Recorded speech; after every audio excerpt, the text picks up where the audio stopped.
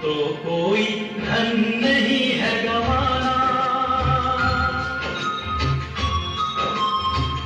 तो कोई धन नहीं है गवाना, संकल्पों का धन है सबसे बड़ा खजाना।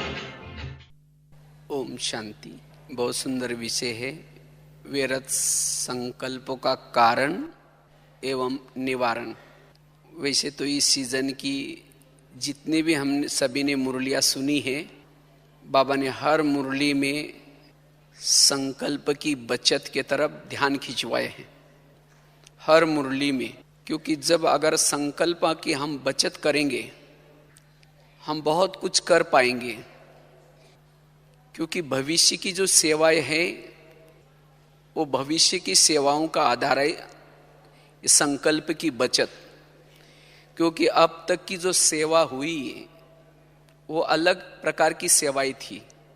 बाबा ने कहा भाषण करने में, संदेश देने में सभी ने अच्छा नंबर लिए हैं, लेकिन अब भविष्य की सेवा करने के लिए बाबा हमें तैयार कर रहे हैं। और वैसे हमारे पास समय भी कम है, तो कम समय में भी हमें अगर फास्ट जाना है तो ये संकल्प की बचत करना आवश्यक है।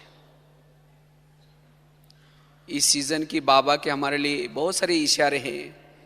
संकल्प की बचत करो, समय की बचत करो, तीव्र पुरुषार्थी बनो, बेहद के वैरागी बनो, ज्वाला स्वरूप योगी बनो,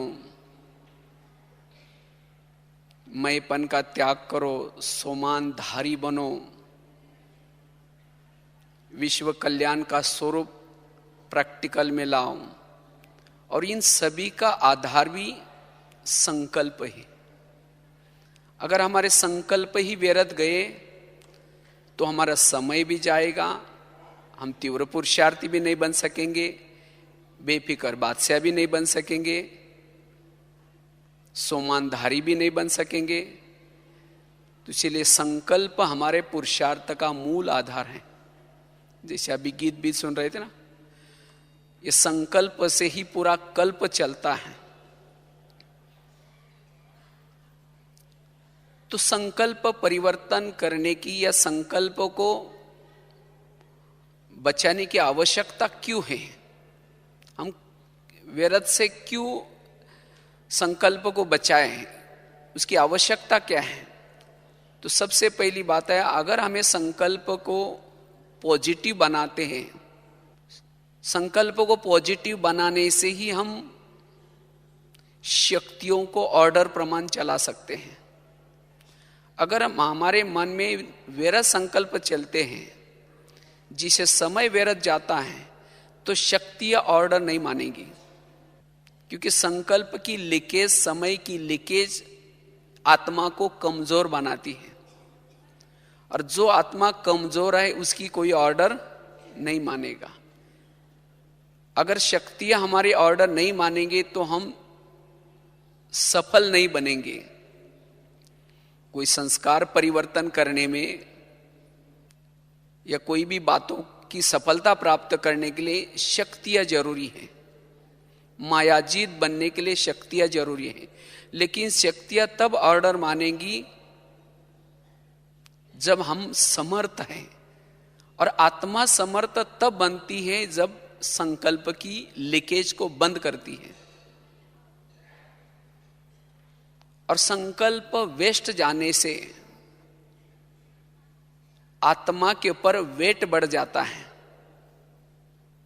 और जब आत्मा के ऊपर वेट बढ़ जाता है तो आत्मा तीव्र पुरुषार्थी नहीं बन सकती, उड़ नहीं सकती।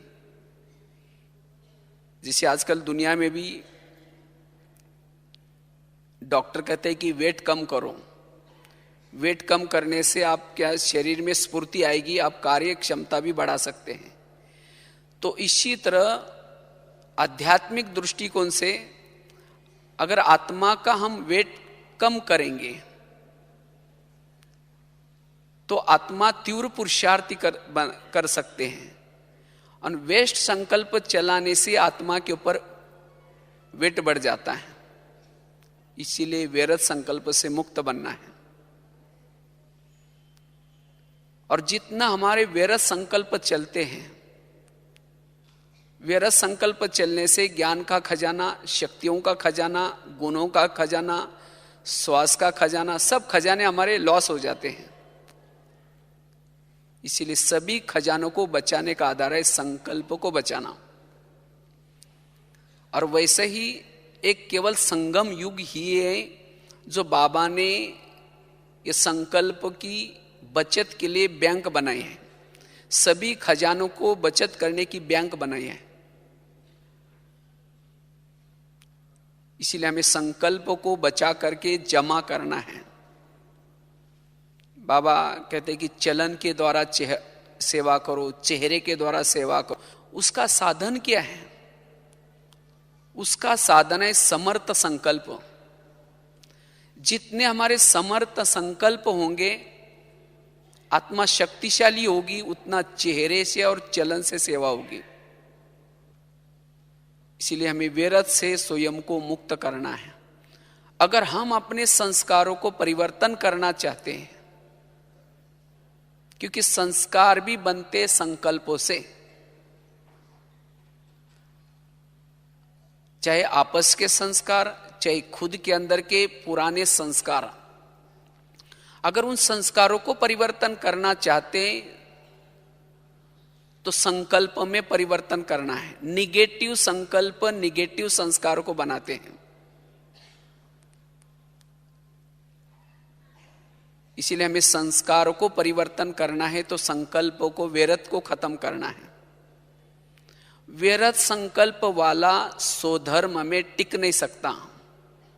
अगर मन में संकल्प नेगेटिव चलते हैं तो स्वधर्म में आत्मा टिक नहीं सकती। शांत स्वरूप, शक्ति स्वरूप, आनंद स्वरूप, प्रेम स्वरूप, पवित्र स्वरूप, जो आत्मा के जो ओरिजिनल स्वरूप है, अगर इस स्वरूपों की अनुभूति करना है तो व्यर्थ से हमें मुक्त बनने की आवश्यकता है। अगर मन में व्यर्थ संकल्प चलते हैं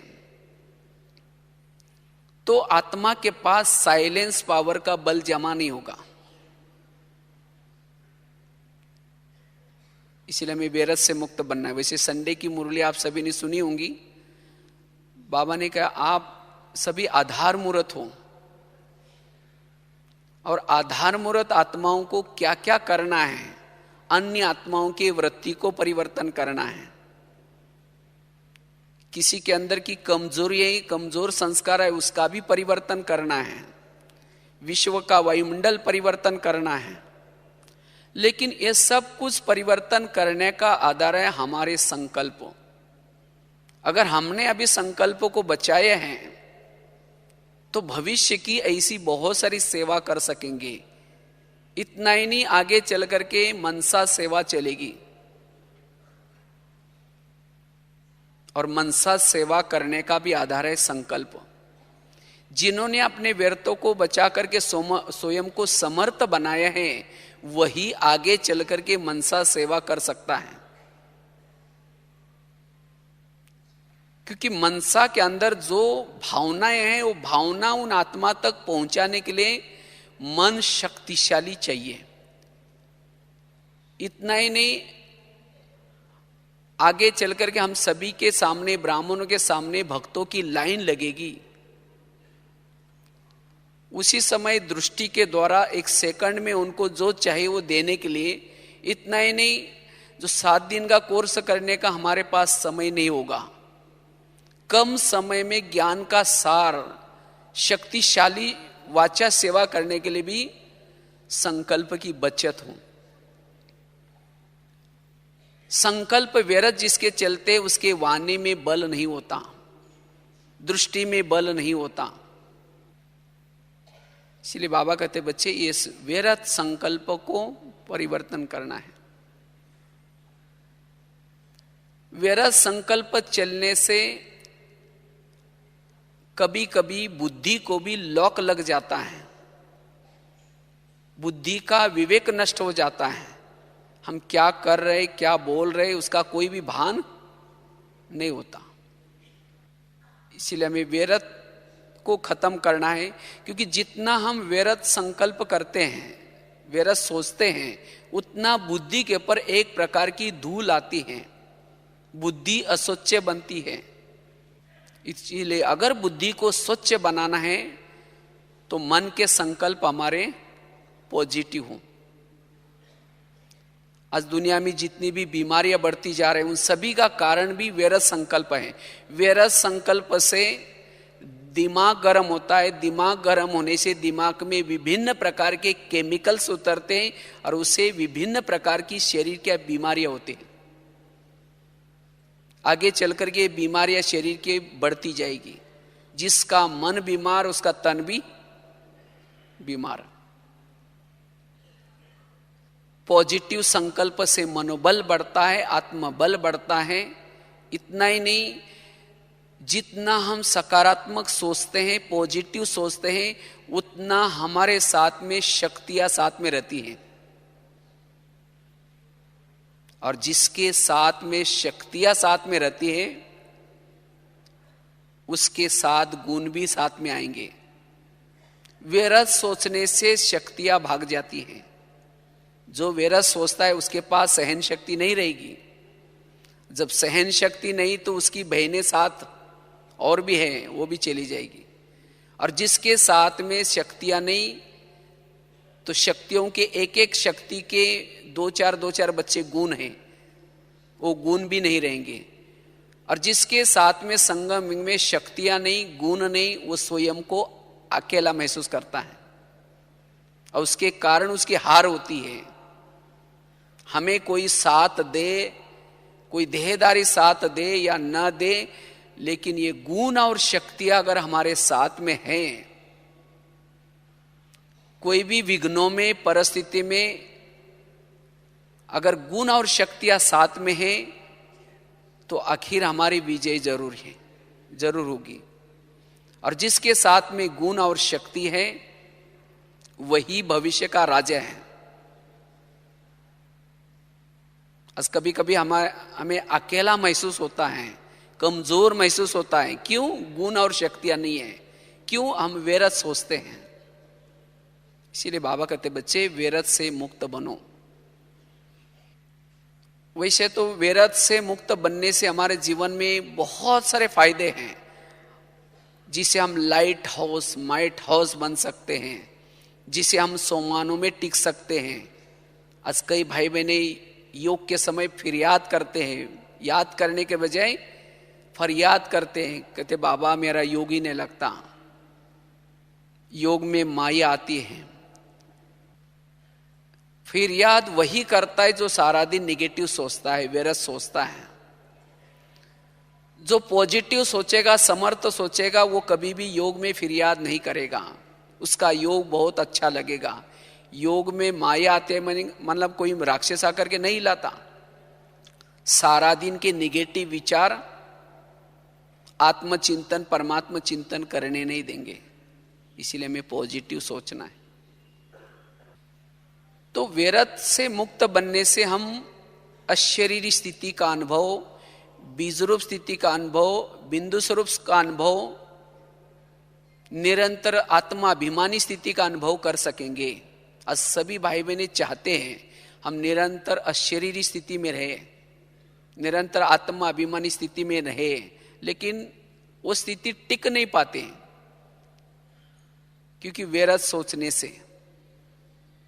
जितना हम व्यर्थ के लीकेज को बंद करते, उतनी हमारी शक्तियां बचती हैं, और उसी शक्ति का नाम है आत्मा। समर्थ जितना हम सोचते हैं, उतना हम बीज रूप स्थिति का, बिंदु स्वरूप स्थिति का अनुभव कर सकते हैं। इसीलिए हमें व्यर्थ से मुक्त बनना है। लेकिन हमारे जीवन में व्यर्थ क्यों आता है, उसके क्या क्या कारण हैं, ये तो बताए कि इसकी आवश्यकता क्यों है।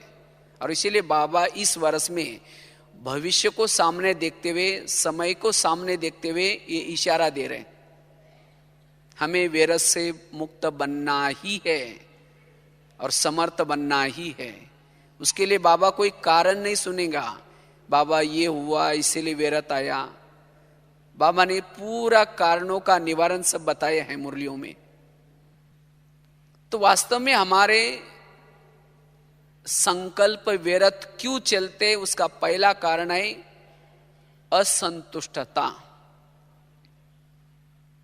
कभी कभी हम ब्राह्मण बनने के बाद भी कभी कभी असंतुष्ट बन जाते हैं।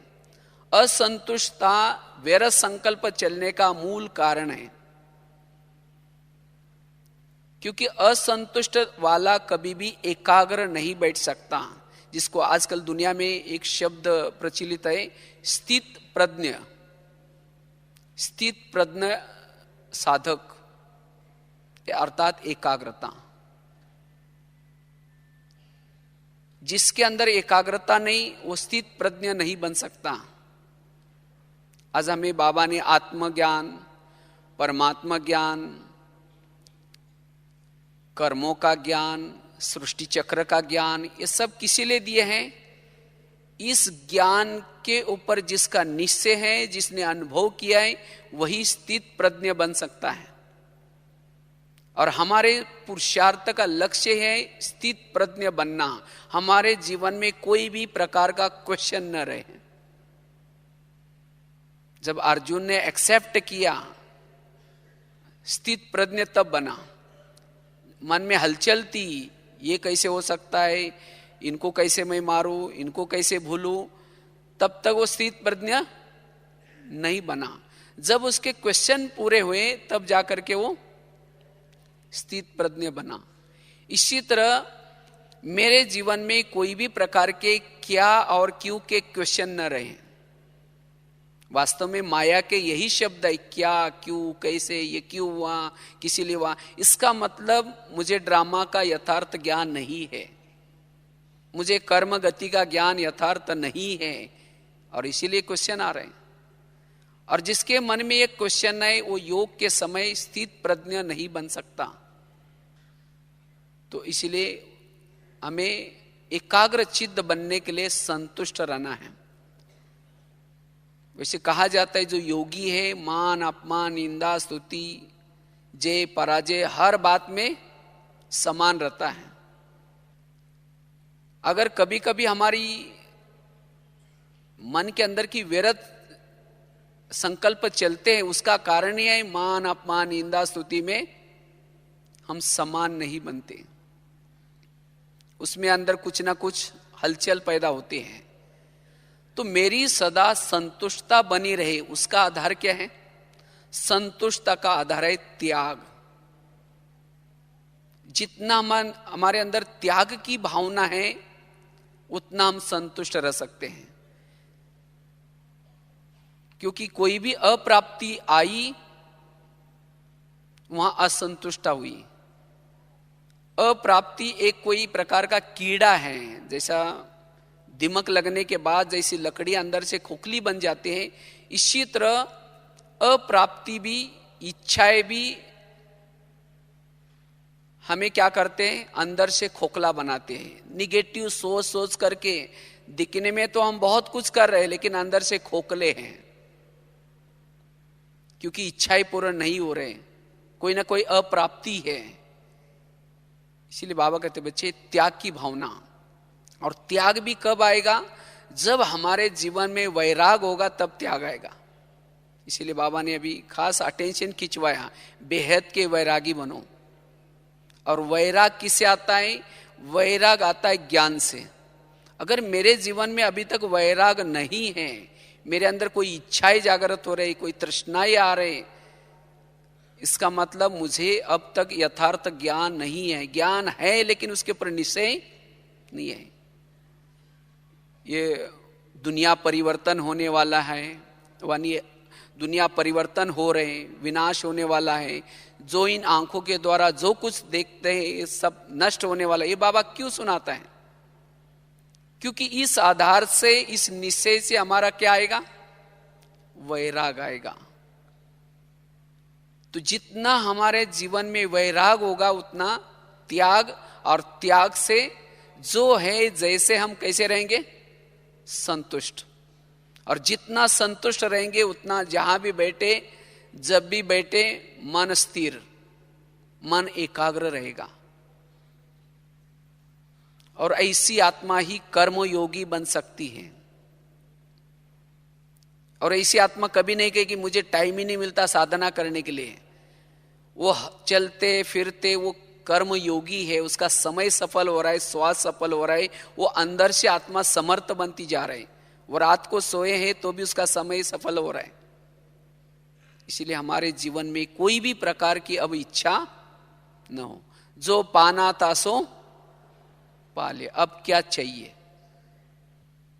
अगर बाबा मिलने के बाद भी अगर हमारी इच्छा है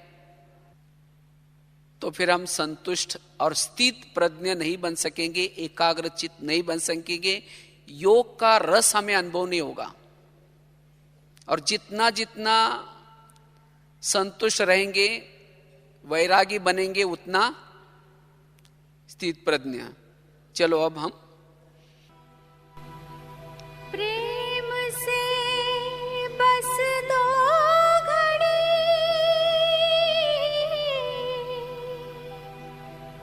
प्रभु का ध्यान कीजिए, प्रभु का ध्यान कीजिए।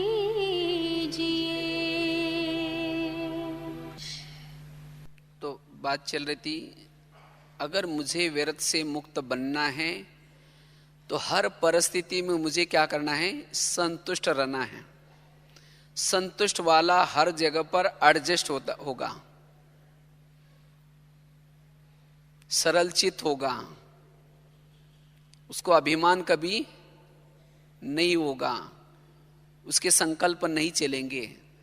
और ये अवस्था बहुत जरूरी है, क्योंकि आगे चल करके ऐसी बातें आएंगी, ऐसी परिस्थिति आएंगी, और ऐसी बातें ही कभी कभी हमें हलचल में लाती हैं। यही हमारे पुरुषार्थ में विघ्न रूप में आता है। असंतुष्टता का कारण भी है ईर्ष्या। ईर्ष्या वाला कभी संतुष्ट नहीं रह सकता। इसको ये चीज मिली, मुझे न मिली, इसका नाम हो गया, मेरा नहीं हुआ। लेकिन हर एक का पार्ट अपना अपना है। भगवान ने उसको कुछ दिया तो उससे भी ज्यादा मुझे कुछ और दिया हुआ है। तो अपने पास है उसको सोच करके मुझे क्या करना है, संतुष्ट रहना है। अच्छा, उसने कुछ किया भी तो किसकी सेवा किया और किसने उसको निमित्त बनाया। अगर जहां बाबा याद आए वहां फिर ईर्ष्या नहीं। कभी कभी ईर्ष्या करने से कभी कभी हम क्या बोलते हैं, असंतुष्ट हो जाते हैं। और असंतुष्ट वाला फिर उसके मन में संकल्पों का तूफान चलता है। फिर ऐसी आत्मा न चलन से न चेहरे से सेवा कर सकती है। इतना इन्हें योग का भी अनुभव नहीं होगा। इसलिए हमें हर परिस्थिति में संतुष्ट। दूसरी बात है, हमारे मन में व्यर्थ संकल्प क्यों चलते हैं, उसका कारण है सवेरे से लेकर के रात्रि तक बाबा ने विभिन्न प्रकार की हमारे लिए आज्ञाएं दी हैं। उस आज्ञाओं का हम क्या करते हैं, अवज्ञा करते हैं, उल्लंघन करते हैं।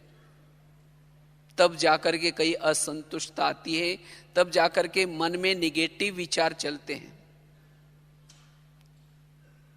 इसीलिए हमें कोई भी आज्ञाओं का, जिसको बाबा कहते हैं श्रीमत, ये जिसको बाबा कहते हैं ब्रह्मचार्य। ब्रह्मचार्य मतलब केवल स्थूल नहीं, लेकिन मनसा वाचा कर्मणा संबंध संपर्क में हमारे लिए जो भी कुछ नियम है उसका पालन करना। अमृत वेला किया, अगर उसको विधि पूर्वक नहीं किया तो भी व्यर्थ संकल्प चलेंगे। अगर उसको विधि पूर्वक किया, क्योंकि जितनी भी बाबा की हमारे लिए आज्ञाएं हैं, इस आज्ञाओं का पालन करने से हमारी ध्येय अभिमानी स्थिति बनती है, आत्माभिमानी बनते हैं। और जो आत्माभिमानी स्थिति में रहता है उसका मन कंट्रोल में रहता है। वो व्यर्थ नहीं सोचेगा, वो भरपूर होगा, तृप्त होगा।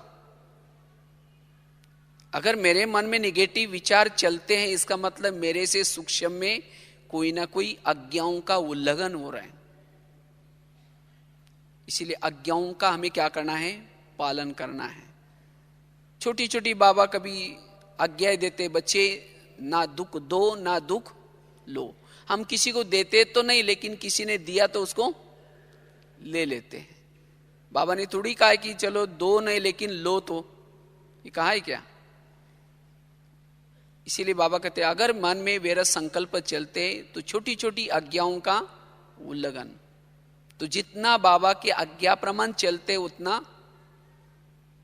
हम वैरत से मुक्त बन सकते हैं। तीसरी बात है, अगर मन को हम सेट नहीं करते तब जाकर के अपसेट हो जाते हैं, तब जाकर के मन में निगेटिव विचार चलते, वैरत विचार चलते हैं। इसीलिए हमें मन की दिनचर्या बनाने, मन को कोई ना कोई काम देना है। वास्तव में देखा जाए तो वैरत से मुक्त बनना अर्थात क्या करना? मन को कोई ना कोई काम दो, ऑटोमेटिकली मुक्त होगा। अगर मन को कोई ना कोई समर्थ संकल्प दो, सोमानु की संकल्प दो।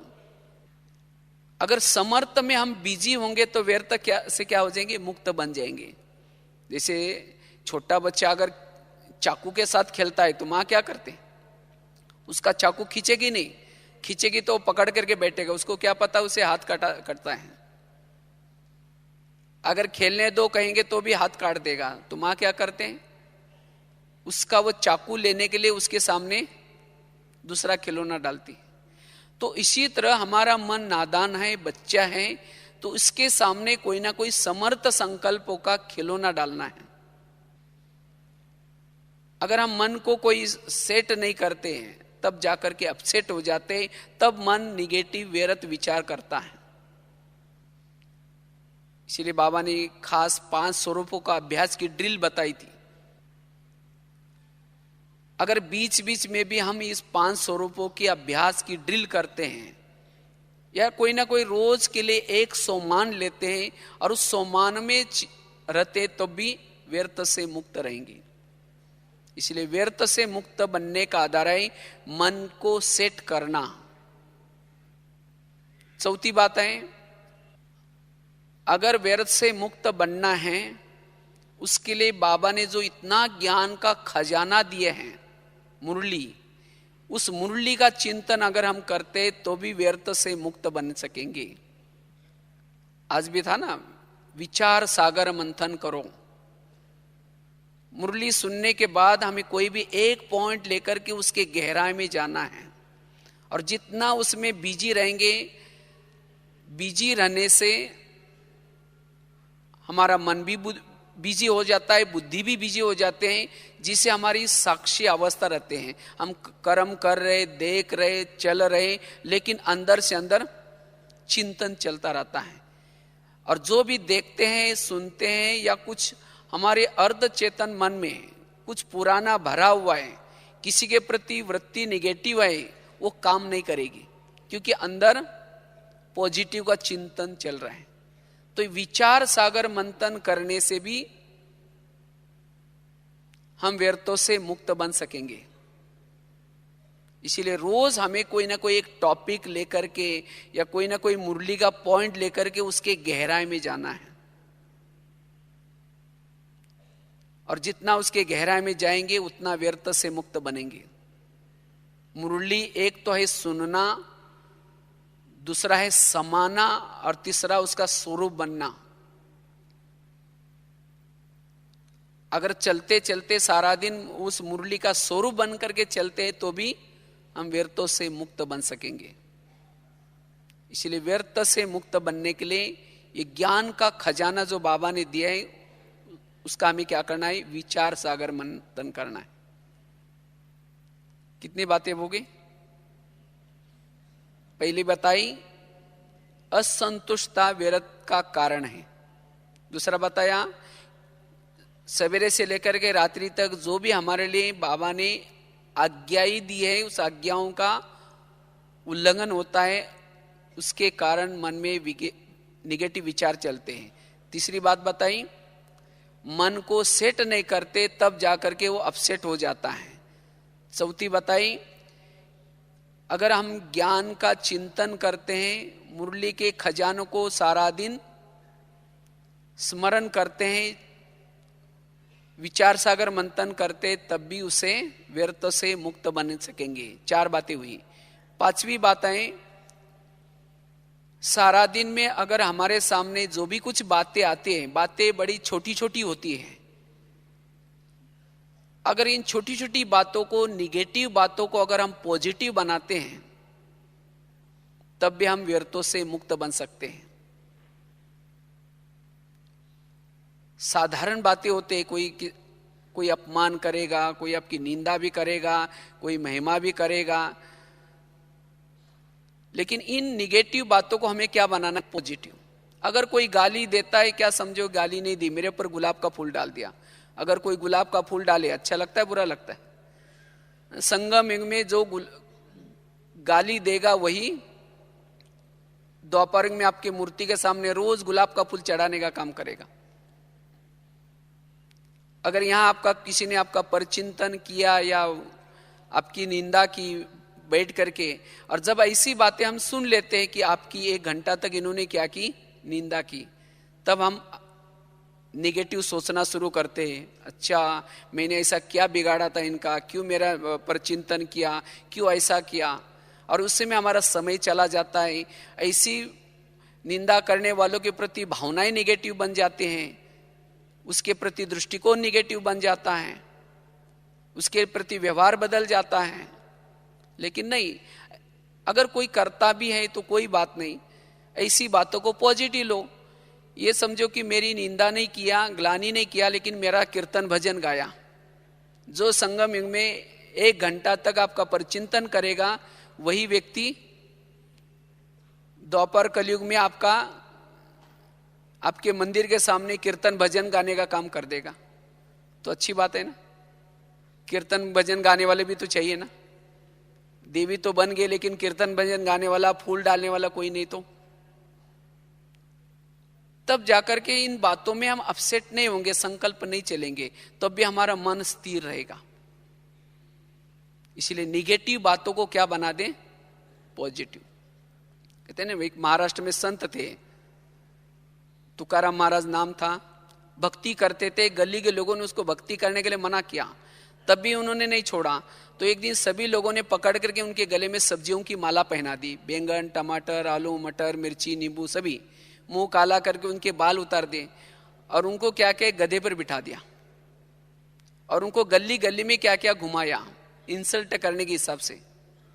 इतना भी नहीं छोड़ा, जहां उनकी पत्नी रहती थी वहां तक लाया और पत्नी को घर से बुला करके कहा, इनको हमने बहुत समझाया लेकिन नहीं माना और इसीलिए ऐसा किया है। जब उसकी पत्नी देखती है मेरे पति को ऐसा किया, उसको तो गुस्सा आता है, सभी लोगों को गाली देते हैं। जब गाली देते वो तुकाराम महाराज अपनी सब्जी की माला दिखा करके कहते हैं, इनको गाली क्यों दे रहे हैं, ये लोगों ने अपने लिए 8 दिन के लिए सब्जी ला कर दी है। और कहा कि इनको गाली मत देना, मैंने बहुत दिनों से अपना गांव नहीं देखा था, ये लोगों ने मुझे गली गली का घर घर घुमा के लाया है। और कहा गाली मत देना, मेरे सिर में तो फोड़े हो रहे थे, ये लोगों ने बाल उतर करके हल्दी लगाया, औषध किया है, इनको गाली मत देना। और जब मेरी शादी हुई थी उस समय बारात नहीं निकली थी, ये लोगों ने पूरी गांव में क्या निकाली, बारात निकाली। और कहा इनको गाली क्यों दे रहे हैं, क्योंकि जब ये लोग मुझे घुमाने के लिए लेके गए थे उस समय बाहर इतनी धूप तेज थी, तो तेज धूप में ये लोगों ने पाँव में कुछ नहीं पहना था, ये लोगों के पाँव में तो फोड़े आए हुए, मुझे तो कुछ नहीं हुआ क्योंकि मैं आराम से ऊपर गधे पर बैठा था। तो विपरीत परिस्थिति को क्या लिया, पॉजिटिव। ये है जीवन जीने की कला। ऐसे विपरीत परिस्थिति में, क्योंकि होता है आपस में ईर्ष्या के कारण, घृणा के कारण, किसी के कुछ बातों के कारण, कोई आपकी बुराई, आप अच्छा भी काम कर रहे हैं, कोई सेवा भी कर रहे हैं, लेकिन किसी का अगर आपके लिए निगेटिव दृष्टिकोण होगा तो आपकी सेवा भी उसको अवगुण दिखाई पड़ेगा और उसके लिए आपके लिए बोलेंगे, विघन डालेंगे। लेकिन तो भी हमें क्या करना है, पॉजिटिव लेकर के चलना है। अगर निगेटिव सोचना शुरू किया तो मनोबल कम हो जाता है, आपका उमंग उत्साह कम हो जाएगा और जिसके कारण फिर आप स्वयं को असफल महसूस करेंगे। इसीलिए अगर सफल बनना है, व्यर्थों से मुक्त बनना है, तो निगेटिव बातों को हमें क्या बनाना है, पॉजिटिव। यह है 5वीं बात, तम व्यर्थ संकल्प से मुक्त बनेंगे। 6ठी बात है, अगर हमें निगेटिव या व्यर्थ से मुक्त बनना है तो उसके लिए सहन शक्ति का कवच धारण करना है। युद्ध में होता है ना, कवच होता है। अगर कवच होगा तो शत्रु कितना भी वार करेगा उसका कोई असर नहीं पड़ता। तो इसी तरह हम भी युद्ध क्षेत्र में हैं और इस युद्ध क्षेत्र में माया के कितने भी ऐसी बातें आई, लेकिन उन बातों से बचने का साधन है सहन शक्ति का कवच। अगर वास्तव में मन के अंदर व्यर्थ उसके चलता है जिसके पास सहन शक्ति की कमी है। सहन करना तो हमें शुरू में कड़वा लगेगा, लेकिन इसका अंत परिणाम अच्छा है। इसलिए हमें क्या करना है, सहनशील बन करके रहना है। और ये सहन शक्ति मेरे जीवन में डेवलप हो जाए, उसके लिए क्या करें? मुझे उन बातों का चिंतन भी न चले, उसका संकल्प भी न चले, मेरा मन उन परिस्थितियों में भी स्थिर रहे, उसके लिए सदा ही कर्मों की गुई गति को सदा याद रखें। क्योंकि आज हमारे जीवन की छोटी छोटी विघ्न है। अगर कोई आपके जीवन में, आप तो बहुत अच्छे हैं, आप गलत नहीं हैं, तो भी सामने वाला आपके लिए विघ्न डाल रहा है, उसका कारण है। तब हम कभी कभी अपसेट हो जाते हैं, कहते बाबा के तरफ भी देख करके कहते हैं, भगवान आपने भी क्या आंखें बंद किया क्या, मेरे साथ ये क्या हो रहा है? अब तब जा करके खूब सोचना शुरू करते हैं।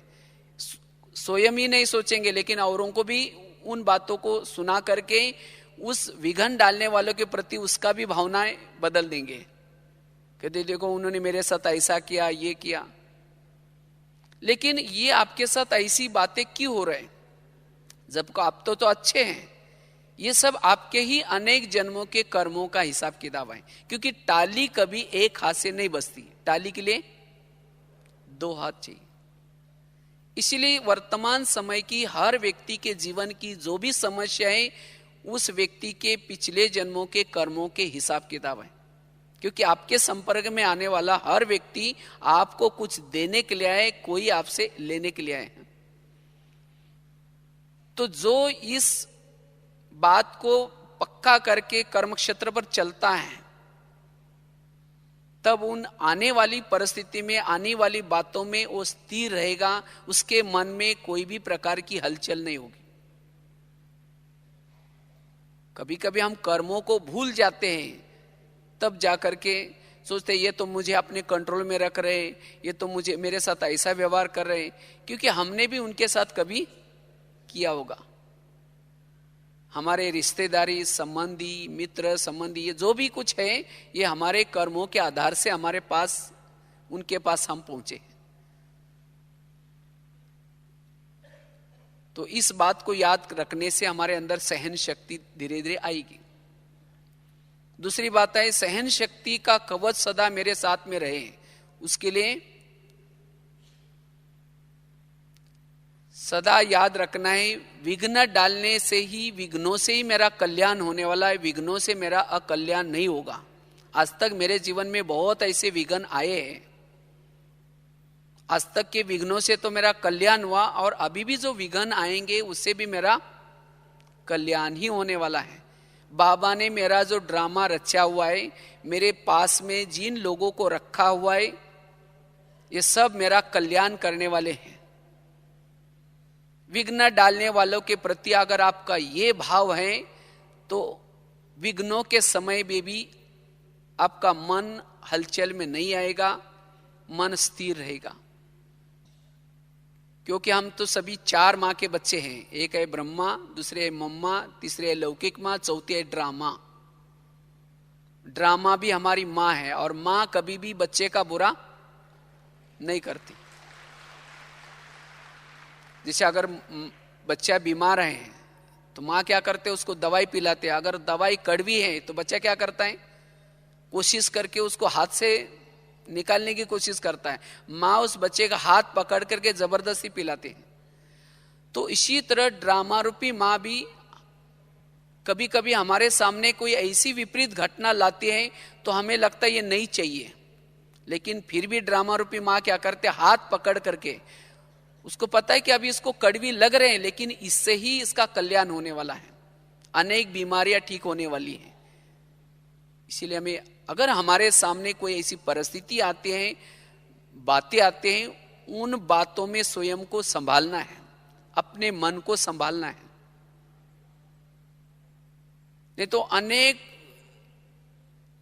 दिनों से की हुई तपस्या, उसका बल, शक्तियां हम सोच सोच करके क्या करते हैं, वेस्ट करते हैं। बहुत मेहनत करके स्थिति बनाई लेकिन थोड़े से विघ्नों में खत्म हो गए, खाली हो गए। इसलिए हमें विघ्नों में क्या करना है, स्वयं को, जो बाबा ने ड्रामा कर्मों की बातें, ये सब बातें बताए, उसको याद रख करके स्वयं को स्थिर रखने का प्रयास करना है।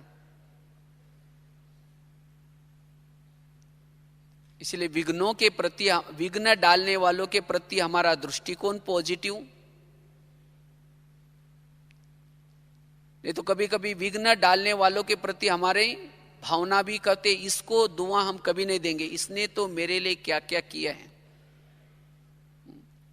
और ये उसके प्रति नफरत, घृणा अंदर रग रग में चली जाते हैं, और उसके कारण फिर स्वप्न में भी हमें वो दुश्मन के रूप में नजर आता है।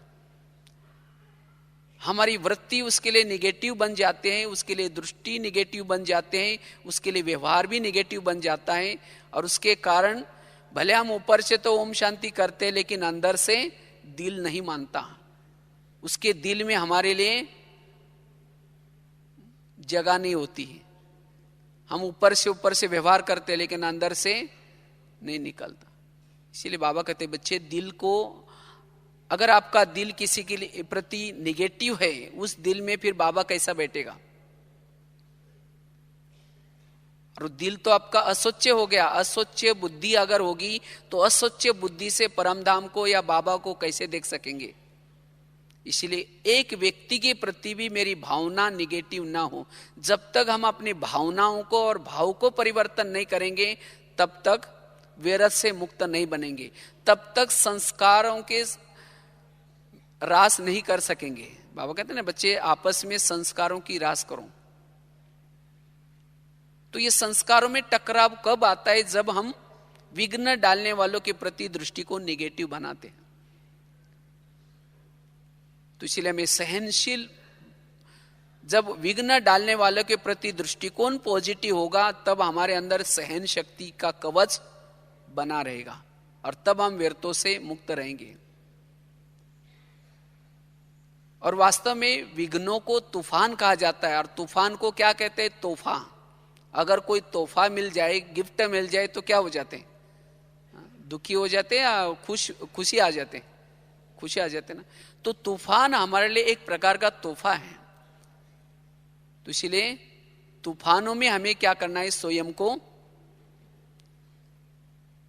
व्यर्थों में नहीं उलझाना है। तो इसीलिए सहन शक्ति का कवच सदा हमारे साथ में रहे, तब हम व्यर्थों से मुक्त बनेंगे। और सातवीं बात है, अगर हमें व्यर्थों से मुक्त बनना है तो हमारी देही अभिमानी स्थिति बनी रहे सारा दिन। अगर आपकी देही अभिमानी स्थिति है तो व्यर्थ से आप हद से परे रहेंगे, क्योंकि जो देही अभिमानी स्थिति में रहता है, लवलीन रहता है, वो जैसे कि अंदर से वो खोया है, साक्षी अवस्था है, उसको ये व्यर्थ क्या है, व्यर्थ की अवज्ञा होती है, उसको ज्ञान नहीं होता व्यर्थ क्या चीज है। तो मेरी अशरीरी स्थिति या आत्मिक स्थिति बनी रहे, इसके लिए अमृत वेला का योग, अगर अमृत वेला हम विधि पूर्वक करते हैं, थोड़ा अलर्ट करते हैं, थोड़ा मेहनत करके करते हैं, तब हमारी सारा दिन की आत्मिक स्थिति बनी रहेगी। अगर आत्मिक स्थिति है, चाहे कोई मान हो, चाहे अपमान हो, चाहे निंदा हो, हर परिस्थिति में संकल्प नहीं चलेंगे, लगेगा ये छोटी छोटी बातें हैं, क्योंकि उसी समय हमारी मन और बुद्धि उपराम रहती है। भले शरीर यहां है, चल रहा है, आंखें देख रहे हैं, वो परिस्थिति, उन बातों को हम सुनते हुए भी जैसे न सुनने की अवस्था बनी रहते हैं। इसीलिए अगर मन को कंट्रोल करना है, व्यर्थों से मुक्त बनना है, ये आत्माभिमानी स्थिति को हमें क्या करना है, बना करके रखना है। और उसके लिए अमृत वेला का योग, क्लास में जो मुरली हम सुनते हैं, उस मुरली को थोड़ा अलर्ट होकर के, एक्टिव होकर के अगर सुनते हैं, क्लास के पहले थोड़ा सा योग करते हैं, सवेरे जो 8 बजे तक अपने लिए मेहनत करता है, उसकी सारा दिन वो आत्मिक स्थिति बनी रहेगी। और जिसकी आत्मिक स्थिति है, उसको ये व्यर्थ संकल्प नहीं चलेंगे। क्योंकि जब देह भान होता है, अगर हमारी अमृत वेला ठीक नहीं है, मुरली को ऐसा ही सुन लिया, तो सारा दिन जब हम चलते तो देह भान होता है। और जिसको देह भान है, उसके साथ में कुछ झूठे मैं भी चलते हैं। मैं ये हूं, मैं पैसे वाला हूं, ये हद का मैं, झूठा मैं। और जिसके साथ में झूठा मैं साथ में चलता है, उसको कोई पूछता नहीं, किसी ने अपमान किया, उसको फीलिंग आते हैं, उसके संकल्प चलते हैं। इसलिए मेरे वो झूठे मैं दबे रहे, इसीलिए मुझे असली मय को ताकत देनी है। जितना योग करेंगे, मुरली सुनेंगे, विचार सागर मंथन करेंगे, सोमानों में रहेंगे, जो असली मय है, आत्मा मय है, उसको ताकत मिलते हैं। और उसके कारण सारा दिन आत्मिक स्थिति बनी रहते हैं। और जिसकी आत्मिक स्थिति है, वो सारा दिन व्यर्थ बातों में उसका कोई असर नहीं होगा। किसी ने कुछ बोल भी दिया तो वो मुस्कुराता रहेगा, उसको पता भी नहीं चलेगा कि इसने मुझे व्यर्थ बोला। उसको लग रहा है कि कोई ग्लानि और अपमान में भी उसको लग रहा है मेरी महिमा ही हो रही। इसीलिए बाबा कहते बच्चे, आत्माभिमानी स्थिति को बनाकर रखो।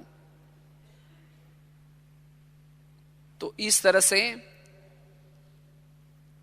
और भी बहुत सारे कारण हैं। अगर ये मुख्य कारण है जो 6-7 जो बताए, और इन कारणों के कारण आज हमारे मन में क्या होता है, व्यर्थ संकल्प चलते हैं।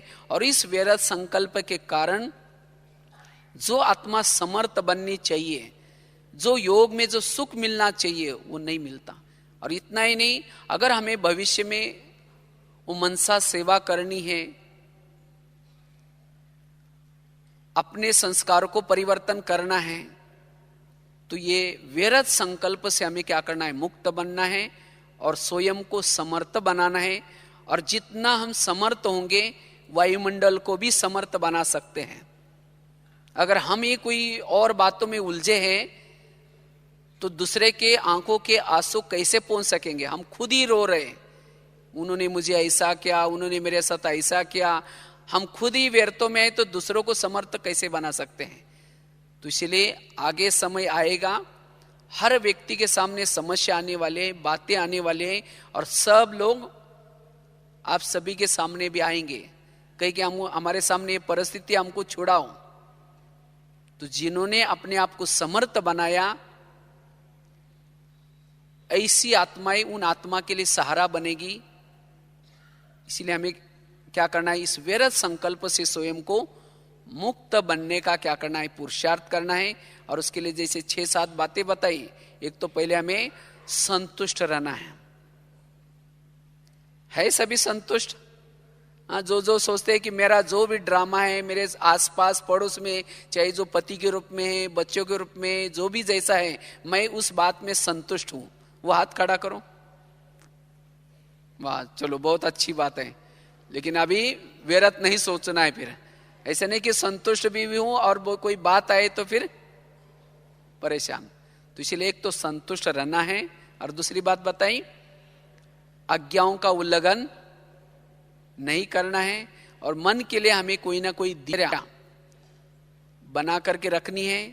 और उसके साथ चौथी बात बताई, मुरली का जो चिंतन हमें करके व्यर्थ से मुक्त बनना है। 5वीं बात बताई, निगेटिव बातों को क्या बनाना है, पॉजिटिव बनाना है। और 6ठी बात बताई, हमें सहन शक्ति का कवच बना करके चलना है। जब भी आप सवेरे मुरली के बाद आप कर्म क्षेत्र में जाते हैं, सहन शक्ति का कवच पहन करके जाओ। मैं सहन शक्ति की देवी हूं, मैं सहन शक्ति का देवता हूं। मुझे सारा दिन आज जो कुछ होता है उसको सहनशील बन करके सहन करना है, सोचना नहीं है। और उसके साथ साथ देहाभिमानी स्थिति को मेंटेन करके रखना है। तब हम वैरस से मुक्त होकर के भविष्य में बहुत सारी सेवा कर सकेंगे। ओम शांति।